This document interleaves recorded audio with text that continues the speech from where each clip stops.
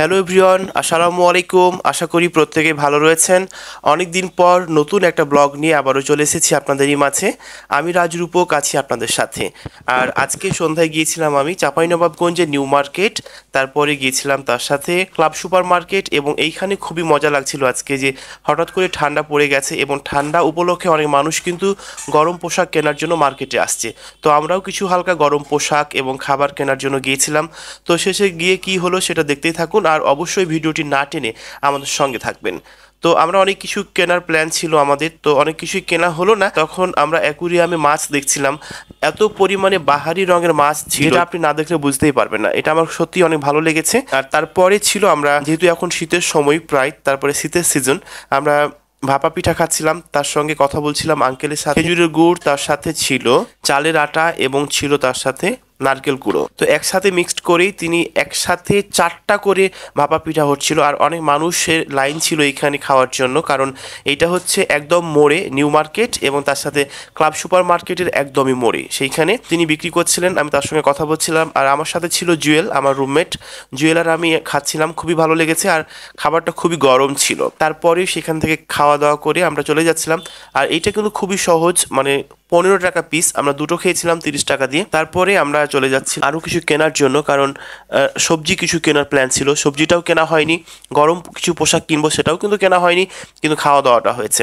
তারপরে যেহেতু আমার এখন, আর যখন আমি এটার ভয়েস দিচ্ছিলাম তখন আমার পূর্ণাঙ্গ একদম ঠান্ডা লেগেছিল। তো অবশ্যই এটাকে কেউ বাজেভাবে দেখবেন না, আমার কণ্ঠটা একটু আলাদা লাগছে। বাজারে এখন কদবেলের সিজন, কদবেল কেনার পরিকল্পনা ছিল, কারণ কদবেলটা মাখিয়ে খাওয়ার খুবই মজা লাগে।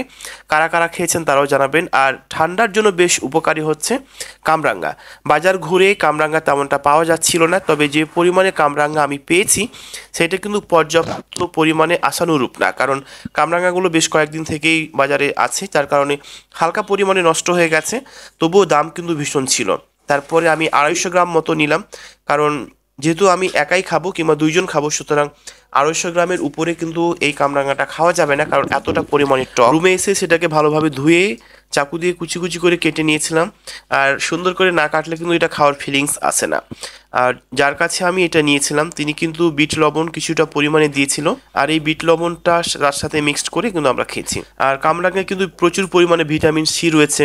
আপনার হাড়ের যে সমস্যা যদি হয়ে থাকে, দাঁতের যদি কোনো সমস্যা হয়ে থাকে, আপনার স্কিনে যদি কোনো সমস্যা থেকে থাকে, আপনি কামরাঙা নিয়মিত খাবেন, দেখবেন যে সেইগুলো কিন্তু অটোমেটিক ঠিক হয়ে গেছে। আর যাদের সর্দি একদম ভালো হয় না, ঠান্ডা প্রচুর, তারা কিন্তু অলরেডি কামরাঙা খেতে পারবেন, দেখবেন অনেকটা উপকার পেয়েছেন।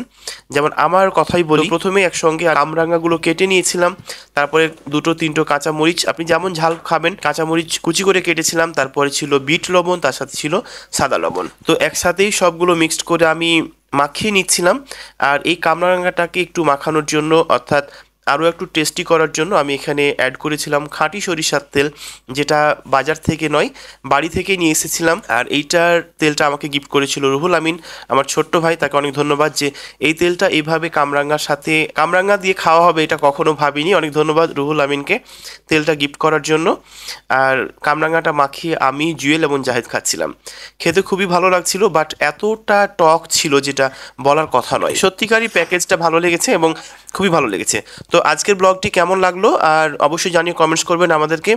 শীতকাল চলে এসেছে, তাই প্রত্যেকে সাবধানতা অবলম্বন করবেন, বাইরে গেলে কিন্তু গরম পোশাক পরিধান করে যাবেন। আজকের মতো এই পর্যন্তই, ভালো থাকবেন, দেখা হবে অন্য কোনো ভিডিওতে। আল্লাহ হাফেজ।